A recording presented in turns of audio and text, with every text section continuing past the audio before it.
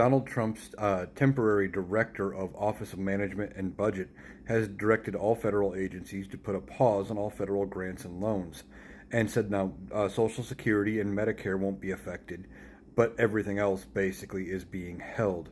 No more grants, no more loans from the federal government until they can determine that all things are void of any DEI stuff, any transgender policies, and any Green New Deal policies, which most of it's all buzzwords for the MAGA base. But what does this mean directly? Well, almost everything is done through federal grants or loans. A lot of things are done where they either give the money to the states through a federal grant program or directly to companies through grants or, again, federal loans. What's unclear is to what all is included in this. Now, there was something in the article I read that said direct payments to individuals won't be affected. So maybe student loans are okay. And we don't know how this is going to affect things like welfare recipients, rent assistance recipients, food stamps, all of those programs, the money going to things like Head Start and WIC could all be affected because those are government programs that are funded through grant money. And if that money dries up, those programs could go belly up quick, fast, and in a hurry. They typically rely on federal money.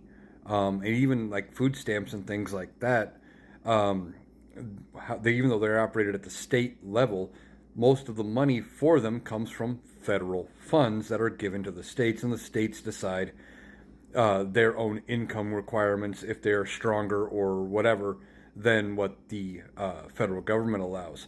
And they handle the overseeing of the program. So we don't know what this is going to all entail. Now, from what I understand, Donald Trump and his team can only withhold the money for 45 days, but for some people that are on the most affected need of this, 45 days is a long time, and this could be the difference between them making it for a month and them not. We will see if this ends up getting challenged. I think it will in court. There's a lot of pressure being put already in the hours since this has been released onto Donald Trump, especially from legislators, to reverse course immediately because people are going to suffer. And surprisingly, most of the people that are going to suffer, or the ones that are going to suffer the most, are in red states because they are the most federally dependent areas of the country.